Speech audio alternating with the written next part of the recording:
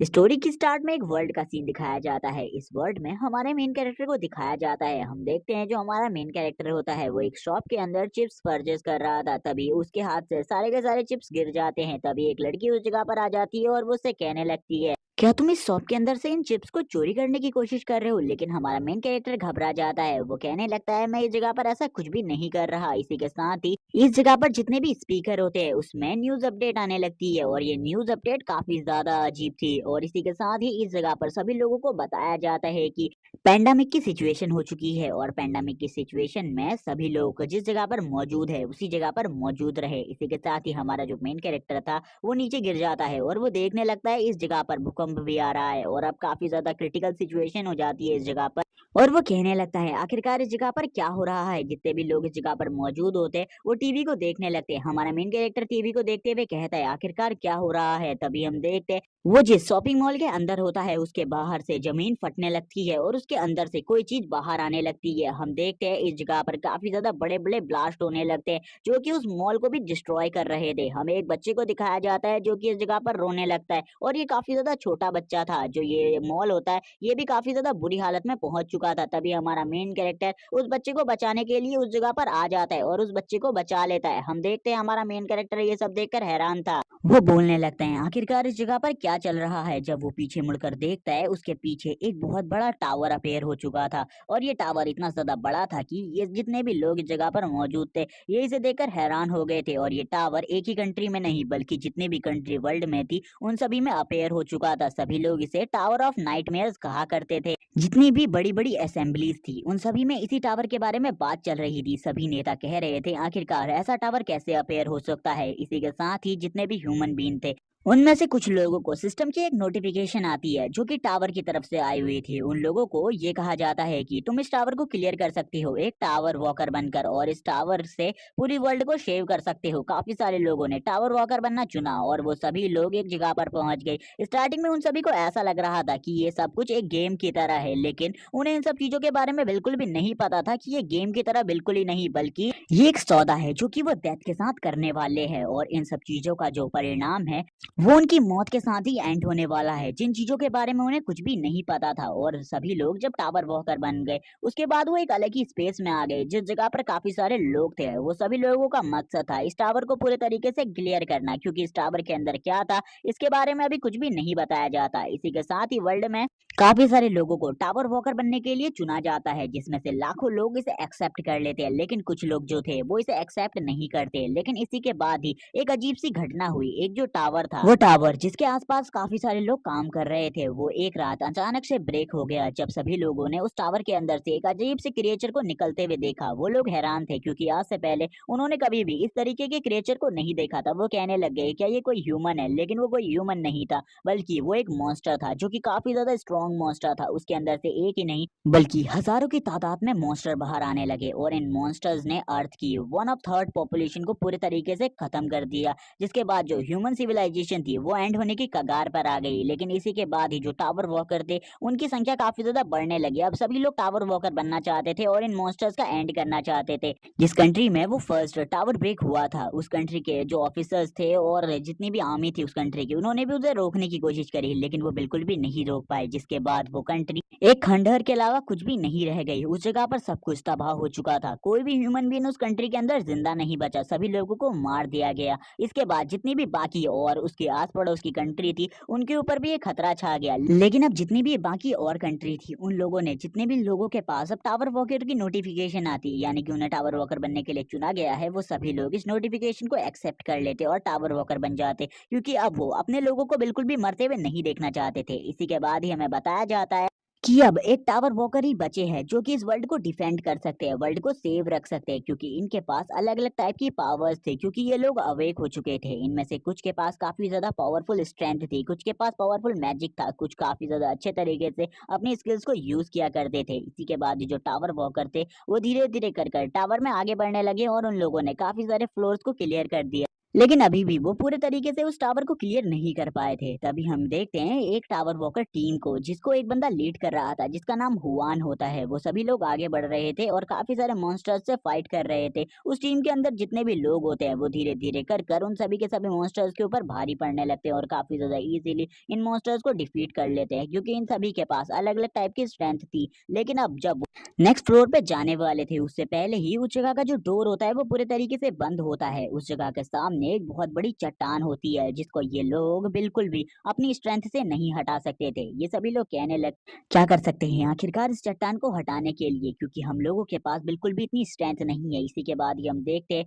जो एक बंदा होता है इस जगह पर, वो अपनी हैमर बॉल से उसके ऊपर हमला कर देता है और काफी सारे लोग अपने अपने वेपन्स, वो जो बड़ा स्टोन होता है उसे तोड़ने की कोशिश कर रहे थे। तभी उसी टाइम पर एक स्टोन, चमकता हुआ स्टोन, जो कि उन सभी के सामने आया था। इसी के साथ ही उनका जो सिस्टम होता है वो उन्हें बताता है कि इस स्टोन का नाम रिटर्निंग स्टोन है, और ये जो स्टोन है ये तुम्हें पास्ट में वापस भेज सकता है और तुम्हारी मेमोरीज भी उस टाइम पर पूरे तरीके से सलामत रहेंगी। उन सभी लोगों में से किसी को भी इस रिटर्निंग स्टोन के ऊपर बिल्कुल भी भरोसा नहीं था, क्योंकि ये काफी ज्यादा कम थे। वो लोग इसे टेस्ट भी करना चाहते थे, क्या ये जो रिटर्निंग स्टोन है ये पूरे तरीके से सही है, क्या ये हमें पास्ट में वापस भेज सकता है। इसी के साथ ही उन सभी का जो लीडर होता है वो कहता है कि मैं इस स्टोन का यूज करने वाला हूँ, जिसका नाम हुआन होता है। कैप्टन हुआन तुरंत ही उस स्टोन को इस जगह पर तोड़ देते हैं और तोड़ते ही इस जगह पर काफी ज्यादा लाइट चमकने लगती है, जिसको देखने के बाद वो सभी हैरान होते हैं। लेकिन जैसे ही वो अपने कैप्टन को देखने लगते हैं, उस जगह से उनके कैप्टन गायब हो चुके थे और इसी के साथ ही एक छोटी सी लाइट को चमकता हुआ दिखाया जाता है। इसी के साथ वो लाइट भी इस जगह से डिसअपेयर हो जाती है। अब जितने भी लोग होते हैं वो कहने लगते हैं कि सही में ये रिटर्निंग स्टोन काम करता है, इसने हमारे कैप्टन को पास्ट में भेज दिया है उनकी इस टाइम की मेमोरी के साथ। क्या यहाँ पर अब जो फ्यूचर है वो पूरे तरीके से चेंज होने वाला है। तभी हम एक बंदे को देखते हैं जिसके बारे में हमें बताया जाता है कि ये एक साइंटिस्ट है, और इसी के साथ ही ये भी बताते हैं कि इस बंदे का नाम सकामोटो है और ये एक साइंटिस्ट होने के साथ साथ एक प्रोफेसर भी है, काफी ज्यादा अच्छा। और ये तभी इन सभी लोगों को बताने लगता है कि जो पास्ट में टाइम ट्रेवल है वो बिल्कुल भी संभव नहीं है और ऐसा बिल्कुल भी नहीं हो सकता, क्योंकि अगर कोई भी बंदा पास्ट में टाइम ट्रेवल करता है तो जो टाइमलाइन है वो पूरी तरीके से चेंज हो जाती है, जिस वजह से जो वर्ल्ड है उसके साथ ही एक न्यू पैरेलल वर्ल्ड क्रिएट हो जाता है। और ऐसा ही हुआ होगा जब हमारे कैप्टन हुआन ने टाइम ट्रेवल किया होगा। इसी के साथ ही एक पैरेलल वर्ल्ड क्रिएट होगा, जिसके बाद वो हमारे वर्ल्ड को छोड़कर उस पैरेलल वर्ल्ड में रिटर्न होंगे। इसी के साथ ही जो वो प्रोफेसर होता है वो उनसे कहने लगता है हम लोगों को बिल्कुल भी इस रिटर्निंग स्टोन का यूज नहीं करना चाहिए, क्योंकि हम लोगों को अभी इस रिटर्निंग स्टोन के बारे में कुछ भी नहीं पता है आखिरकार इस रिटर्निंग स्टोन से कौन कौन सी प्रॉब्लम्स क्रिएट हो सकती है। इसीलिए हम इस रिटर्निंग स्टोन का यूज बिल्कुल भी नहीं करेंगे। और इसी के साथ ही हमें बताया जाता है कि जो इनके कैप्टन थे यानी कि हुआन, उन्होंने पास्ट में टाइम ट्रेवल कर लिया था और वो पूरी तरीके से सक्सेसफुली एक दूसरे पैरेलल वर्ल्ड में पहुंच गए थे। लेकिन इसी के बाद ही उनके साथ उस जगह पर क्या होता है इन सब चीजों के बारे में कुछ भी नहीं बताया जाता। वापस से प्रोफेसर की वॉइस सुनाई जाती है। जो प्रोफेसर होता है वो उन सभी को साइंटिफिक तरीके से इन्हीं सब चीजों के बारे में बता रहा होता है कि ये रिटर्निंग स्टोन का यूज करना हमारे लिए बस एक फेलियर है, इसके अलावा कुछ भी नहीं, क्योंकि अगर हम इसका यूज करते हैं हम लोग कहाँ पहुंचेंगे हमें इसके बारे में कुछ भी नहीं पता, और अभी हमारे कैप्टन के साथ क्या हुआ इसके बारे में भी नहीं पता। इसीलिए ना ही हम इस रिटर्निंग स्टोन का यूज करेंगे और हमारा मकसद बस एक ही चीज होगी, इस टावर को पूरे तरीके से क्लियर करना। अगर मुझे इस चीज की मिस्ट्री के बारे में पता चल जाएगा मैं इन सभी चीजों के बारे में तुम्हें भी बता दूंगा। इसी के साथ ही सीन शिफ्ट होता है, हमें एक दूसरी कंट्री के टावर का सीन दिखाया जाता है, जो कि वापस से आज एक और टावर ब्रेक होने वाला था। उस टावर के ऊपर एक जोरदार लाइटनिंग स्ट्राइक गिरती है और इसी लाइटनिंग स्ट्राइक के साथ ही इस टावर के जितने भी गेट्स होते हैं वो सारे के सारे ओपन हो जाते हैं और इसके गेट्स ओपन होते ही काफी सारे जो मॉन्स्टर थे वो उस टावर के अंदर से बाहर आने लगते हैं, जो कि काफी ज्यादा पावरफुल होते हैं। इस बार ऐसा लग रहा था कि जो ह्यूमैनिटी है वो बिल्कुल भी नहीं बच सकती, क्योंकि इस बार जो मॉन्स्टर थे वो पहले से काफी ज्यादा पावरफुल थे और ये जो टावर था इसके अंदर से इतने मॉन्स्टर बाहर आए थे कि ह्यूमैनिटी का बचना पूरी तरीके से नामुमकिन था। और इसी के साथ ही जितने भी लोग अर्थ पर मौजूद थे वो सभी के सभी इसी के साथ ही मारे जाते हैं। कुछ लोगों ने रिटर्निंग स्टोन का यूज किया और इसी के साथ ही वो लोग गायब हो गए और इसके बारे में कुछ भी नहीं कहा जाता कि वो रिटर्निंग स्टोन का यूज करने के बाद कहाँ गए। इसी के साथ ही हमें ये एक वॉइस बताती है कि जितने भी लोग उस टावर के अंदर बचे हैं वो उसी टावर के अंदर मारे जाएंगे। उनको बचाने वाला कोई भी नहीं होगा। इसी के साथ ही हमें एक फाइट सीन दिखाया जाता है। काफी सारे जो टावर वर्कर थे वो एक फ्लोर को पूरे तरीके से क्लियर करने की कोशिश कर रहे थे, जिसमें काफी सारे जो मॉन्स्टर थे वो उनके ऊपर हमला कर रहे थे और बॉस मॉन्स्टर भी उनको मारने की कोशिश कर रहा था। लेकिन इसी के साथ ही हमें काफी सारे टावर वॉकर्स को दिखाया जाता है जिनके हाथ में रिटर्निंग स्टोन होता है। लेकिन अभी भी इन सभी को इस रिटर्निंग स्टोन की पावर के बारे में नहीं पता था, लेकिन ये लोग इस जगह पर मरना नहीं चाहते थे, इसीलिए ये अपना रिटर्निंग स्टोन यूज करने वाले थे। इसी के साथ ही हमें एक बंदे को दिखाया जाता है जो कि इस जगह पर शांति से खड़ा होता है और ये बंदा बिल्कुल भी इस जगह पर डर नहीं रहा होता और बाकी सभी लोगों से कहता है तुम लोगों को इस रिटर्निंग स्टोन को बिल्कुल भी यूज नहीं करना चाहिए। हमें पहले भी हमारे मास्टर ने बताया है इसका यूज करने से क्या होगा, हमें इसके बारे में नहीं पता। लेकिन इसी के साथ ही जो वो बंदा होता है उसकी हिम्मत भी टूट जाती है और वो नीचे झुककर बैठ जाता है। तभी जो वो मॉन्स्टर होता है वो उसे खाने के लिए आगे बढ़ता है। इसी के बाद ही हम देखते हैं एक बंदा जो कि इस जगह पर आ जाता है और उस मॉन्स्टर के ऊपर लगातार हमला करना स्टार्ट कर देता है। उस बंदे के हमले इतने ज्यादा पावरफुल होते हैं कि वो तुरंत ही उस मॉन्स्टर को एक ही बार में मार डालता है। हमें एक और बंदे को दिखाया जाता है जो कि उसकी पावर्स को देखकर हैरान होता है और स्माइल कर रहा होता है और स्माइल करते हुए कहता है सही में ये तो अमेजिंग है। जितने भी लोग अपने रिटर्निंग स्टोन का यूज करने वाले थे वो इसे देखकर हैरान हो जाते हैं। हम देखते हैं उसके साथ काफी सारे लोग थे इस टाइम पर जो कि उसके सोल्जर गार्डियन की तरह थे और वो इन्हीं सभी चीजों के साथ ही आगे बढ़ रहा था। हम देखते हैं जितने भी लोग थे इस जगह पर जो रो रहे थे, हमें उसी बंदे को दिखाया जाता है जो कि उस मॉन्स्टर के सामने मरने के लिए खड़ा हो गया था। वो भी उसे देखकर हैरान था क्योंकि थोड़ी देर पहले उसकी मौत होने वाली थी, लेकिन उसे उस बंदे ने मौत से बचा लिया था और वो बंदा और कोई नहीं बल्कि हमारा मेन कैरेक्टर होता है जिसका नाम जिहान है। जिहान उन सभी लोगों से कहने लगता है तुम लोगों को बिल्कुल भी इस रिटर्निंग स्टोन का यूज नहीं करना चाहिए क्योंकि आखिरकार हमें भी नहीं पता इस रिटर्निंग स्टोन को तोड़ने के बाद हम किस पैरेलल वर्ल्ड में पहुंच जाएंगे। और वो ये कहने के बाद उस जगह से चला जाता है और वो उन सभी से कहता है तुम लोगों को इन स्टोन को इसी जगह पर छोड़ देना चाहिए और ह्यूमैनिटी अब पूरी तरीके से एंड हो चुकी है और जो मेरी स्क्वाड है वो ह्यूमैनिटी की लास्ट स्क्वाड है जिसका नाम डू एंड डाई स्क्वाड है। इसी के साथ ही जितने भी लोग इस जगह पर मौजूद होते हैं वो सभी के सभी उसी के साथ उसी की स्क्वाड में ज्वाइन कर लेते हैं धीरे धीरे कर कर। जब वो फ्लोर्स को पूरे तरीके से क्लियर करते जा रहे थे और आगे बढ़ते जा रहे थे उनके मेंबर्स भी धीरे धीरे कर कर कम होने लगते हैं। हमें वापस से जिहान का सीन दिखाया जाता है जो कि काफी ज्यादा मुसीबत में होता है और जिहान की हालत इस टाइम पर काफी ज्यादा खराब हो चुकी थी। जिहान इस टाइम पर एक जगह पर बैठा हुआ था, वो कहने लगता है इस मॉन्स्टर का सामना मैं बिल्कुल भी नहीं कर सकता, ये मुझसे काफी ज्यादा स्ट्रॉन्ग है। हम देखते हैं तभी एक बंदा एक ऐसी लाइन को बोलता है जिसके बाद वो तुरंत ही खड़ा हो जाता है और उससे फाइट करने के लिए तैयार था। और जिहान उस मॉन्स्टर के ऊपर हमला करने के लिए आगे जा पाता उससे पहले ही जो स्माइल नाइट होता है वो आगे बढ़ जाता है उस मॉन्स्टर को मारने के लिए और उस मॉन्स्टर से कहने लगता है मॉन्स्टर अब तो पूरे तरीके से खत्म होने वाला है और वो अपनी पूरी पावर के साथ उस मॉन्स्टर के ऊपर हमला कर देता है। इसी के बाद ही हम जिहान को देखते हैं जो कि उस जगह पर खुद भी आ जाता है और अब उस मॉन्स्टर के ऊपर हमला करने लगता है। ये दोनों की जो टीमिंग थी वो इतनी ज्यादा स्ट्रांग होती है कि वो मॉन्स्टर इन दोनों के सामने बिल्कुल भी नहीं टिक पाता। ये दोनों ही अपनी बेहतरीन टीमिंग और अपनी दोस्ती की वजह से इस बार इस मॉन्स्टर को काफी ज्यादा इजीली डिफीट कर देते हैं। भले ही इनको काफी ज्यादा बुरे तरीके से जख्मी होना पड़ा हो, लेकिन उसके बाद भी इन्होंने इस जगह पर इस फ्लोर को भी पूरे तरीके से क्लियर कर दिया था। हम देखते हैं जो जिहान होता है वो कहने लगता है ये तो काफी ज्यादा खुशी की बात है और अब इस जगह पर हम देखते हैं वो दोनों ही आपस में बातें करने लगते हैं। तभी हम देखते हैं जो स्माइल नाइट होता है वो जिहान से कहता है तुम काफी ज्यादा अमेजिंग हो, तुम्हारी जो स्वॉर्डमैनशिप की स्किल्स हैं वो अमेजिंग है, मैं भी ऐसी स्किल्स को सीखना चाहता हूँ। इसी के साथ ही कुछ लोग जो कि इस जगह पर उनके टीममेट्स थे और अब इनके पास काफी कम ही टीममेट्स बचे थे, ये सभी एक दूसरे को हील करने की कोशिश कर रहे थे। जिहान तभी उन सभी से कहता है कुछ टाइम का हम इस जगह पर रेस्ट लेंगे, उसके बाद हम नेक्स्ट फ्लोर की तरफ आगे बढ़ेंगे। जिहान को देखकर वो सभी लोग स्माइल कर रहे थे, उन सभी को अपनी सारी की सारी जो उम्मीद थी वो जिहान से थी। हम देखते हैं जो वो मॉन्स्टर मरा था, इसी के साथ ही वो मॉन्स्टर इस जगह पर एक स्वॉर्ड को छोड़कर चला गया था जिस स्वॉर्ड का नाम इस जगह पर सप्रेसिंग ड्रैगन स्वॉर्ड होता है। और इस स्वॉर्ड के बारे में हमें बताया जाता है कि ये ड्रैगन से फाइट करने में उसकी मदद करने वाली है, लेकिन वो बिल्कुल भी नहीं समझ पाता आखिरकार ये स्वॉर्ड उसकी कब हेल्प करेगी। लेकिन अब वो इन सब चीजों के बारे में ज्यादा नहीं सोचता और इस स्वॉर्ड को अपना प्राइमरी वेपन बना लेता है क्योंकि ये स्वॉर्ड काफी ज्यादा स्ट्रॉन्ग थी, क्योंकि ये ड्रैगन के स्केल से बनी थी और ये ड्रैगन के स्केल को भी काफी ज्यादा इजीली काट सकती थी। इसी के साथ ही हमें एक और दिन का सीन दिखाया जाता है जब वो एक और फाइट में होता है और ये फाइट कोई नॉर्मल फाइट नहीं होती बल्कि वो इस टाइम तक 98 फ्लोर में पहुंच चुका था और 98 फ्लोर में पहुंचने के बाद वो कहने लगता है मेरा सामना जिस मॉन्स्टर से हो रहा है वो मॉन्स्टर इतना ज्यादा स्ट्रॉन्ग है कि इसका सामना हम दोनों मिलकर बिल्कुल भी नहीं कर सकते, क्योंकि इस टाइम तक उसके पास उसकी टीम में कहने में खाली 2 ही मेंबर बचे थे जो कि स्माइल नाइट और जिहान खुद था।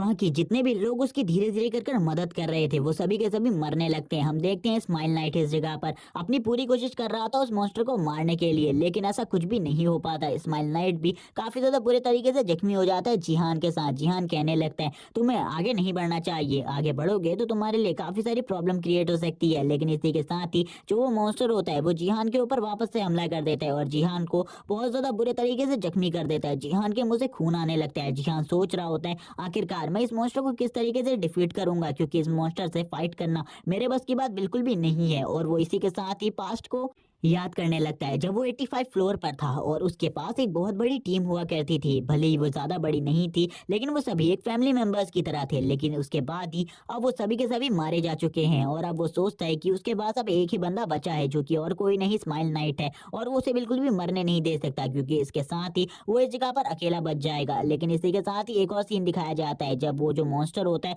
वो तुरंत ही स्माइल नाइट के ऊपर हमला करना स्टार्ट कर देता है। तभी जो जिहान होता है वो उस मॉन्स्टर को देखकर कहने लगता है, "मैं एक कुत्ते की तरह बिल्कुल भी नहीं मर सकता, मुझे आगे बढ़ना होगा और इस मॉन्स्टर का सामना करना होगा।" तभी जो स्माइल नाइट होता है वो तुरंत ही उस मॉन्स्टर के ऊपर हमला कर देता है और स्माइल नाइट का हमला जैसे ही उस मॉन्स्टर के ऊपर लगने वाला था, तभी वो जो मॉन्स्टर था वो स्माइल नाइट के ऊपर भी हमला कर देता है। लेकिन जो स्माइल नाइट का हमला था उस वजह से वो मॉन्स्टर बहुत ज्यादा जख्मी हो जाता है और उस स्माइल नाइट उस मॉन्स्टर के ऊपर लगातार हमला करता रहता है। जिहान भी ये देखकर हैरान था और स्माइल नाइट को देखकर कहने लगता है, "इसकी पावर और इसकी स्ट्रेंथ अब पहले से काफी ज्यादा बढ़ गई है। मैंने बिल्कुल भी ऐसा नहीं सोचा था ये अकेले ही इतने ज्यादा पावरफुल बॉस मॉन्स्टर के साथ फाइट कर पाएगा।" इसी के साथ ही जो स्माइल नाइट होता है वो अब अपना फाइनल अटैक करने के लिए उस बॉस मॉन्स्टर की तरफ आगे बढ़ने लगता है और ये उसका जो फाइनल अटैक था ये काफी ज्यादा पावरफुल था। इसी के साथ ही जो बॉस मॉन्स्टर होता है वो इसी मौके का इंतजार कर रहा था। जिहान को ऐसा लग रहा था कि अब ये जो फाइट है ये पूरे तरीके से एंड होने वाली है, बॉस मॉन्स्टर मारा जाएगा। लेकिन उससे पहले ही जो बॉस मॉन्स्टर होता है वो जिहान के इस दोस्त स्माइल नाइट के ऊपर हमला कर देता है और उसकी बॉडी के आर पार अपने हॉर्न को कर चुका था, जिसे देखने के बाद तो अब इस जगह पर जिहान को भी काफी ज्यादा गुस्सा आ जाता है। जिहान काफी ज्यादा जोर से चिल्लाते हुए उस बॉस मॉन्स्टर की तरफ आगे बढ़ने लगते हैं। आगे सामने जितने भी बहुत बड़े स्टोन की चट्टाने आ रही थी वो उसे भी अपनी स्वॉर्ड के साथ काट रहा था। लेकिन तुरंत ही हम देखते हैं वो बॉस मॉन्स्टर जिहान को काफी ज्यादा जोर से पीछे की तरफ पटक देता है। लेकिन जिहान तुरंत ही वापस से आगे बढ़ने लगता है और उस बॉस मॉन्स्टर की तरफ हमला करने लगता है। वो बॉस मॉन्स्टर बार बार जो जिहान था उसको पत्थरों के बीच में पटक रहा था। जिहान कहने लगता है, "मैं इस बॉस मॉन्स्टर से बिल्कुल भी नहीं हार सकता, इसने मेरे दोस्त स्माइल नाइट को काफी ज्यादा बुरे तरीके से जख्मी कर दिया है। ऐसा बिल्कुल भी नहीं हो सकता कि मैं अपने सबसे अच्छे दोस्त स्माइल नाइट का बदला ना ले पाऊं।" और इसी के साथ ही वो अपनी स्वॉर्ड को उठा लेता है और अपनी स्वॉर्ड को उठाने के बाद उस मॉन्स्टर की तरफ आगे बढ़ने लगता है उस मॉन्स्टर को मारने के लिए और उससे कहता है, "तुमने बहुत बड़ी गलती कर दी मेरे दोस्त को मारकर।" और वो इस टाइम पर अपने सबसे ज्यादा पावरफुल मूव का यूज कर रहा था और वो अपने इस मूव का यूज करते हुए उस मॉन्स्टर के हॉर्न के ऊपर हमला कर देता है। और थोड़ी ही देर में हम देखते हैं जो वो मॉन्स्टर होता है उसका जो हॉर्न होता है वो कट चुका था और इसी के साथ ही वो मॉन्स्टर भी डिफीट हो चुका था और उस मॉन्स्टर की इसी जगह पर डेथ हो चुकी थी, क्योंकि उस मॉन्स्टर की जितनी भी पावर और एबिलिटी थी वो सभी उसी हॉर्न के अंदर थी। और उस हॉर्न के टूटते ही वो मॉन्स्टर भी काफी ज्यादा बुरे तरीके से जख्मी हो गया था, जिसके बाद वो मॉन्स्टर काफी ज्यादा इजीली मारा गया। जिहान को दिखाया जाता है जो कि अब अपने दोस्त स्माइल नाइट की तरफ आगे बढ़ने लगता है। वो देखता है कि उसकी बॉडी के ऊपर जितनी भी हड्डियां होती है वो सारी की सारी टूट चुकी थी और अब उसकी जो लास्ट सांसें थी वो चल रही थी। इस टाइम पर जिहान आगे बढ़ने लगता है। उसका जो दोस्त होता है उसके हाथ में एक स्टोन होता है, वो इस टाइम पर हंस नहीं रहा था और पहली बार ऐसा हुआ था कि जो स्माइल नाइट है वो बिल्कुल भी नहीं हंस रहा था। अब इसी के साथ ही हमें स्माइल नाइट के बारे में बताया जाता है। हमें बताया जाता है कि किसी भी सिचुएशन में जो स्माइल नाइट है वो हमेशा हंसता रहा करता था। इस टावर में फंसने के बाद भी वो हमेशा हंसा करता था, लेकिन मैं काफी ज्यादा गुस्सा था, लेकिन वो हमेशा इसी तरीके से मस्ती किया करता था और इसीलिए सभी लोग उसे स्माइल नाइट कहा करते थे। और स्माइल नाइट काफी ज्यादा स्ट्रॉन्ग नाइट भी था और वो काफी ज्यादा पावरफुल, और उसकी जो स्माइल थी उससे एक पॉजिटिव वाइब आती थी। ऐसा लगता था कि वो हमारी जीत के लिए हमेशा हंसा करता है। लेकिन आज जो स्माइल नाइट था उसका जो चेहरा था वो भी पूरे तरीके से उदास हो चुका था। इसी के साथ ही जिहान को दिखाया जाता है जो कि इस टाइम पर पूरे तरीके से टूट चुका था, क्योंकि अब उसके पास कोई भी और साथी नहीं था और अब वो बिल्कुल भी इस जगह पर नहीं रुकना चाहता था। उसे पता था जो स्माइल नाइट है वो थोड़ी ही देर में मरने वाला है। वो कहने लगता है, "मैं अगर थोड़ी ही देर इस जगह पर रुका तो मेरा जो प्लान है वो पूरे तरीके से चेंज हो जाएगा। मैं बिल्कुल भी इस टावर को पूरे तरीके से क्लियर नहीं कर पाऊंगा। अब जो मेरा टाइम है वो 99 फ्लोर पर जाने का है, इसीलिए मैं इस जगह पर नहीं रुक सकता।" जबकि हमें स्माइल नाइट को दिखाया जाता है जो कि इस जगह पर कह रहा होता है कि तुम्हें अपनी मंजिल की तरफ आगे बढ़ना चाहिए, क्योंकि मुझे लगता है कि जो ह्यूमैनिटी की लास्ट उम्मीद है वो तुम ही से है और तुम ही आगे बढ़कर इस जगह पर हम लोगों को इंसाफ दिला सकते हो। और उसके हाथ में एक स्टोन होता है जिसके ऊपर उसका खून लगा हुआ था। वो इस स्टोन को देखते हुए कहने लगता है, मेरे पास एक रिटर्निंग स्टोन हुआ करता था, लेकिन मैंने आज से पहले कभी भी उसका यूज नहीं किया और आज भी मैं उस रिटर्निंग स्टोन का यूज बिल्कुल भी नहीं करूंगा। और इसी के बाद ही वो सीढ़ियों से आगे बढ़ने लगता है और वो कहाँ जा रहा था हमें थोड़ी देर बाद बताया जाएगा। वो आगे बढ़ते हुए कहने लगता है कि मैंने अपनी पास्ट मेमोरीज में काफी सारी चीजों को देखा है, लेकिन आज जो मेरी डेथ है वो मेरे सामने खड़ी है और आज मैं इसी जगह पर मरने वाला हूँ। और वो एक खिड़की के सामने खड़ा था और वो उस खिड़की पर बैठकर कह रहा होता है कि जी हाँ, तुम सही में एक मैड गाय हो। मुझे बिल्कुल भी नहीं पता मुझे तुम्हें क्या कहना चाहिए, लेकिन मुझे ऐसा लगता है कि तुम हमारी ह्यूमैनिटी को बचा सकते हो और तुम ह्यूमैनिटी में अब लास्ट ह्यूमन बचे हो, क्योंकि तुम्हारे अलावा अब इस वर्ल्ड में कोई और जिंदा नहीं है। मुझे लगता है कि अब तुम इस ह्यूमैनिटी को कायम रखोगे। इसी के बाद ही वो छत से नीचे कूद जाता है और उसकी डेथ हो जाती है। हमें जियान को दिखाया जाता है जो कि इस जगह पर कहने लगता है, मुझे पता है मेरा दोस्त मारा जा चुका है और मैं काफी ज्यादा दुखी भी हूँ उन सब चीजों के लिए, लेकिन इन सब चीजों को व्यक्त करने के लिए मेरे पास बिल्कुल भी टाइम नहीं है, क्योंकि मैं पहला इंसान हूँ जो कि 99 फ्लोर पर पहुंचने वाला है, जो कि देखेगा आखिरकार इस फ्लोर का एंड कैसा है। और इसी के साथ ही वो 99 फ्लोर के दरवाजे को ओपन कर देता है और इसी के साथ ही वो एक ऐसी जगह पे आ जाता है जिस जगह पर आइस ही आइस होती है और आइस के अलावा इस जगह पर कुछ भी नहीं होता, जिसे देखकर वो हैरान था। वो कहने लगता है, आखिरकार मैं ऐसी किसी जगह पर कैसे पहुंच सकता हूँ, लेकिन इस जगह पर काफी ज्यादा ठंड होती है जिस वजह से जो उसकी हालत थी वो काफी ज्यादा खराब हो जाती है। इसी के साथ ही जो इस फ्लोर का बॉस होता है वो इस जगह पर उसके ऊपर हमला करने के लिए आगे बढ़ने लगता है। हमें पता चलता है कि जो इस फ्लोर का बॉस है वो और कोई नहीं बल्कि एक आइस ड्रैगन है और ये आइस ड्रैगन काफी ज्यादा स्ट्रांग होता है। जिहान जो था वो उसके अटैक से बार बार बच रहा था, ना कि उसके ऊपर पलटवार कर रहा था। तभी हम देखते हैं जो वो आइस ड्रैगन होता है वो कहने लगता है, क्या इंसान तुम इस जगह पर मेरे साथ खाली लुका छिपी ही खेलने वाले हो? जल्दी सामने आओ और मेरे साथ फाइट करो। लेकिन जो जिहान था उसे पता था कि वो इस आइस मॉन्स्टर के साथ बिल्कुल भी फाइट नहीं कर सकता, क्योंकि जो आइस ड्रैगन है ये उससे काफी ज्यादा स्ट्रांग है और इसके साथ फाइट करना जिहान का यही होगा कि वो अपनी मौत को दावत दे रहा है। और थोड़ी ही देर में इसका जो ऑरा होता है उसके आसपास रहने पर भी जिहान का हाथ पूरे तरीके से जम जाता है। जिहान कहने लगता है, मैंने बिल्कुल भी नहीं सोचा था ये जो आइस ड्रैगन होगा इसकी पावर इतनी ज्यादा होगी है कि ये थोड़ी ही देर में जो मेरी बॉडी है उसको भी जमाने की कोशिश कर दे। और वो तुरंत ही एक केव के अंदर आकर छुप जाता है और वो कहने लगता है, मुझे बिल्कुल भी नहीं पता आखिरकार कितने टाइम तक मैं इससे इसी तरीके से छुपता रहूंगा। और इसी के साथ हमें पता चलता है कि अब पूरे के पूरे 10 साल इस जगह पर बीत चुके हैं, यानी कि 99 फ्लोर के अंदर जिहान 10 सालों से इस मॉन्स्टर के साथ फाइट कर रहा है, लेकिन आज तक वो बिल्कुल भी एक भी फाइट नहीं जीत पाया। जिहान कहता है, मुझे बिल्कुल भी समझ में नहीं आ रहा इस आइस ड्रैगन से मैं किस तरीके से फाइट करूं। और वो तुरंत ही अपने हाथ को पूरे तरीके से रिकवर करने के लिए वापस से उसके ऊपर एक लिक्विड को डालने लगता है और वो कहता है, जितने भी बार मैं उसका सामना करने के लिए उसके पास जाता हूँ जो मेरा हाथ है वो इसी तरीके से जम जाता है। 98 फ्लोर पर मैंने कभी भी ऐसे किसी मॉन्स्टर का सामना नहीं किया, लेकिन ये ड्रैगन जो है ये काफी ज्यादा स्ट्रॉन्ग है। 98 फ्लोर वाले मॉन्स्टर से भी काफी ज्यादा स्ट्रॉन्ग और इसकी स्ट्रेंथ बाकी किसी भी मॉन्स्टर के साथ कंपेरेबल नहीं है। इसी के साथ ही हमें वापस से बाहर का सीन दिखाया जाता है जिस जगह पर जो आइस ड्रैगन होता है वो जिहान को ही बुला रहा होता है और जिहान को बुलाते हुए वो कहता है, इंसान क्या तुम सही में मेरे साथ ऐसा ही लुक्का छिपी का गेम खेलने वाले हो? क्या तुम कभी मेरे सामने आओगे और मेरे साथ फाइट करोगे? और वो इस जगह पर जितने भी चीजें होती है उन सभी को डिस्ट्रॉय कर रहा होता है ताकि वो जिहान को ढूंढ कर जल्दी से जल्दी मार सके, क्योंकि उसे भी पता था ये सभी चीजें एक टावर वॉकर से रिलेटेड हैं। और तभी जिहान अपनी स्वॉर्ड को देखने लगता है और अपनी स्वॉर्ड को देखते हुए कहता है, ये स्वॉर्ड जो है मुझे 98 फ्लोर पर मिली थी और ये स्वॉर्ड एक ड्रैगन सप्रेसिंग स्वॉर्ड है। मेरे पास कुछ ही ऐसे ट्रेजर है जिनमें से ये भी एक है। और इसी के बाद ही वो अपनी बाकी ट्रेजर्स के बारे में बताने लगता है और वो बताता है कि उसने जो ये क्लोथ पहने हुए हैं ये कोई नॉर्मल क्लोथ नहीं बल्कि उसे इस जगह पर पूरे तरीके से गर्म रखने में मदद करते हैं और ये जो क्लोथ हैं ये काफी ज्यादा स्ट्रॉन्ग भी हैं। दूसरी जो चीज है उसके पास ये होली लिक्विड जिसका वो यूज कर रहा है अपनी इस आइस को पिघलाने के लिए। तीसरी चीज उसके पास ये आयरन का ब्रेसलेट है, अगर उसकी बॉडी पे जो ये ठंड है ये पूरी तरीके से कंट्रोल कर लेती है तो ये ठंड से बचाने के काम आता है। इसी के साथ ही हम देखते हैं उसके सामने एक सोल बैठी हुई थी जो कि किसी लड़की की होती है और वो इस लड़की को याद कर रहा होता है इस टाइम पर।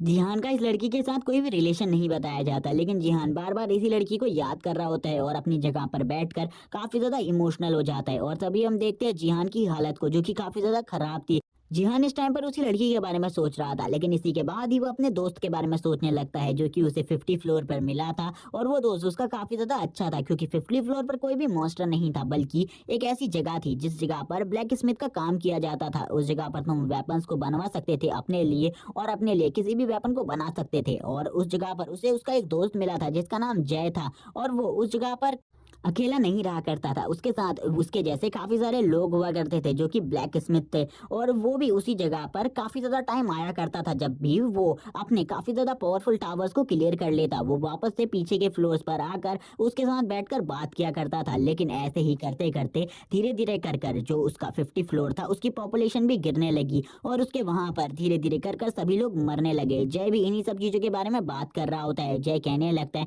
पहले ये जगह काफी ज्यादा अच्छी हुआ करती थी, अब तो तुम 88 फ्लोर पर भी पहुंच गए हो। मुझे लगता है कि जल्द ही जो हमारा 50 फ्लोर है वो पूरे तरीके से खत्म हो जाएगा, क्योंकि इस जगह पर अब कोई भी ह्यूमन नहीं बचा है। पहले इस जगह पर बहुत सारे लोग हुआ करते थे, धीरे धीरे कर कर इस जगह पर काफी सारे लोगों की डेथ होने लगी। अब तो मुझे बिल्कुल भी समझ में नहीं आ रहा, इतने सारे लोगों की डेथ हो चुकी है कि जल्द ही जो हमारा ये क्लैन है ये पूरे तरीके से खत्म हो जाएगा 50 फ्लोर पर।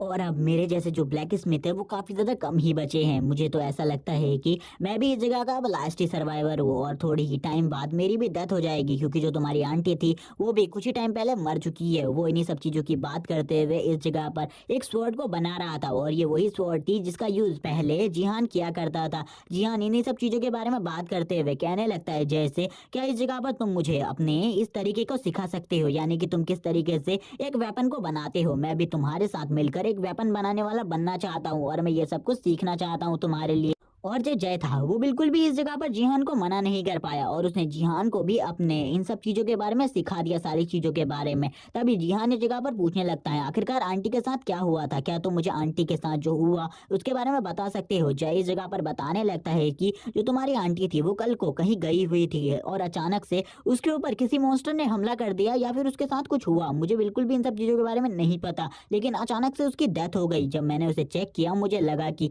उसकी बॉडी के अंदर पॉइजन है। जिहान कहने लगता है, मुझे बिल्कुल भी नहीं समझ में आ रहा कि मैं क्या करूं, क्योंकि आज के बाद तुम भी इस जगह पर अकेले होने वाले हो, क्योंकि इसके बाद मैं भी अब बाकी जो ऊपर के फ्लोर है उनसे नीचे नहीं आ सकता, क्योंकि अब मुझे पता चल गया है कि अब मुझे आगे बढ़ते रहना होगा। और मैंने थोड़े से टाइम की भी लेट करी तो कुछ भी हो सकता है, और ये टावर कभी भी ब्रेक हो जाएगा, क्योंकि अब तक इस वर्ल्ड में यानी कि ह्यूमन वर्ल्ड में टोटली जो 10 टावर्स है वो पूरे तरीके से ब्रेक हो चुके हैं, और इन 10 टावर के ब्रेक होने की वजह से अब जो ह्यूमन सिविलाइजेशन है वो पूरे तरीके से एंड हो चुकी है, और मैं भी ह्यूमन सिविलाइजेशन की लास्ट टीम को लीड कर रहा हूँ। मुझे ऐसा बिल्कुल भी नहीं लगता कि मुझे टॉप फ्लोर तक पहुंचने में कुछ ज्यादा टाइम लगेगा, लेकिन जल्द ही मैं उस टॉप फ्लोर तक पहुंच जाऊंगा। उस टॉप फ्लोर के अंदर जो भी मॉन्स्टर है मैं उन सभी को मार डालूंगा, और उसके बाद मैं इस टावर से आजाद हो जाऊंगा, जो कि मैं चाहता हूँ काफी लंबे टाइम से। और वो ये कहने के बाद ही अपने दोस्त को यानी कि जय को ये सारी की सारी बातें बता रहा होता है। जो जय होता है वो कहने लगता है, मुझे पता है कि अब मेरी लाइफ भी ज्यादा नहीं बची है, इसीलिए जो कुछ भी मैंने तुम्हें सिखाया है उसे हमेशा याद रखना। और इसी के साथ ही अब वो उसे अलविदा करता है इस जगह से, क्योंकि अब जो जिहान था उसका जाने का टाइम हो चुका था। इसी के बाद ही जिहान भी उससे कहता है, ठीक है, मुझे अब बिल्कुल भी नहीं पता आखिरकार कितने टाइम तक तुम इस जगह पर जिंदा रहोगे, लेकिन मुझे याद रहेगा तुम्हारे बारे में हमेशा, जब तक मैं अपनी लाइफ को जीता रहूंगा, क्योंकि मुझे नहीं लगता अभी मैं जल्दी ही मरने वाला हूँ। इसी के बाद ही वो आगे बढ़ जाता है। जब वो आगे बढ़ रहा होता है जिहान कहने लगता है, मुझे बिल्कुल भी नहीं लगता कि मैं इस टावर में आने के बाद किसी लोगों को भी अपना दोस्त बना पाऊंगा, लेकिन जब मैं टावर के उस जगह से बाहर जा रहा था तभी मुझे एक लिखावट मिलती है इस टावर के अंदर, जो कि मेरे लिए पढ़ना बहुत ज्यादा मुश्किल हो रहा था। इस टावर ऑफ नाइटमेयर के अंदर मैं बिल्कुल भी नहीं समझ पा रहा था आखिरकार ये किस लैंग्वेज में लिखा हुआ है, और मेरे सर में भी काफी ज्यादा दर्द होने लग गया था इन सब चीजों को देखकर। इसीलिए मैं उस जगह से आगे बढ़ गया, क्योंकि मैं और ज्यादा अपनी बॉडी को तकलीफ नहीं दे सकता, क्योंकि मुझे कुछ भी कर कर इस जगह से बाहर निकलना था। वो इन्हीं सब चीजों के बारे में सोच रहा होता है, और काफी ज्यादा बुरा फील कर रहा होता है इस टाइम पर अपने दोस्तों के लिए, क्योंकि उसने अपने सारे के सारे दोस्तों को इस टाइम तक खो दिया था। वो कहने लगता है,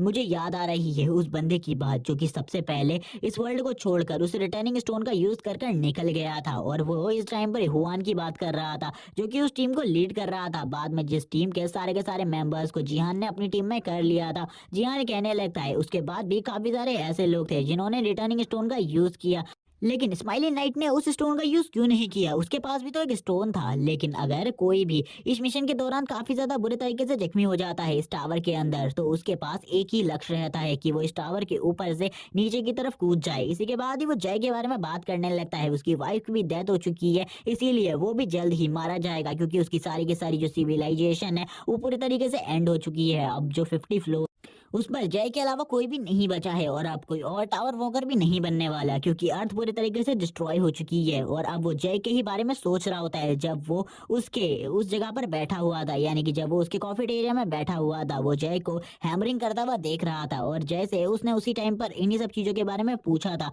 आखिरकार जो 100 फ्लोर है उस पर ऐसा क्या है जो कि उस जगह पर जाने के बाद हम सभी को मिलने वाला है। लेकिन जय को भी इन सब चीजों के बारे में कुछ नहीं पता था, इसीलिए अब हमें वापस से सीन दिखाया जाता है उसी जगह का, यानी कि 99 फ्लोर का। उस जगह पर अब वो उस मॉन्स्टर के सामने आ जाता है। उस मॉन्स्टर के सामने आने के बाद वो उस मॉन्स्टर से कहने लगता है, अब मैं इस तरीके से बिल्कुल भी नहीं डर सकता तुमसे, इसीलिए अब मैं तुम्हारा सामना करने के लिए तैयार हूँ। वो मॉन्स्टर कहने लगता है, तुम एक ह्यूमन हो, उसके बाद भी तुम मुझे कभी डिफीट नहीं कर सकते। तुम्हें 10,000 साल बीत चुके हैं इस जगह पर, 10,000 साल तक रहने के बाद भी तुम्हें नहीं पता चला कि तुम मेरा सामना कभी भी नहीं कर सकते। अब जियान को देखते हैं, जो कि उसके खाली पैर की एक उंगली जितना ही लंबा होता है। जिहान कहने लगता है, मेरी हाइट काफी ज्यादा छोटी है, लेकिन तुम्हें बिल्कुल भी नहीं पता आखिरकार जो एक ह्यूमन होता है वो एक मॉन्स्टर को कितनी ज्यादा बुरी तरीके से मार सकता है। वो बुरी तरीके से हंस रहा होता है और हंसते हुए कहता है, आज तुम्हारी मौत भी इसी जगह पर होने वाली है, तुम डिसाइड कर लो आखिरकार तुम किस तरीके से मरने वाले हो आज। वो ये कहने के बाद उस मॉन्स्टर को देखने लगता है, जबकि हम देखते हैं जो वो मॉन्स्टर होता है वो काफी ज्यादा बुरे तरीके से हंस रहा होता है। वॉइस ड्रैगन कहने लगता है, चलो ठीक है, ये हमारा टाइम बताएगा आखिरकार हम दोनों में से कौन मरने वाला है, और इस फाइट का जो रिजल्ट है वो भी हमें थोड़ी देर बाद ही मिल जाएगा। जबकि जिहान ने अपनी उसी स्वॉर्ड को निकाल लिया था, सप्रेसिंग ड्रैगन स्वॉर्ड। और जिहान इस जगह पर कह रहा होता है कि ये जितने भी ट्रेजर्स मेरे पास इस टाइम तक मौजूद है वो सभी के सभी मेरी हेल्प करने वाले हैं आगे मेरे मिशन के अंदर, क्योंकि इस आइस ड्रैगन को हराना कोई बच्चों का खेल नहीं है। अगर मेरे जैसे काफी सारे लोग भी इस जगह पर मौजूद होते तभी भी इस आइस ड्रैगन को हराना इतना आसान नहीं होता। लेकिन उसने आइस ड्रैगन के ऊपर एक अटैक किया था, जिससे आइस ड्रैगन के काफी सारे स्किल्स कट जाते हैं।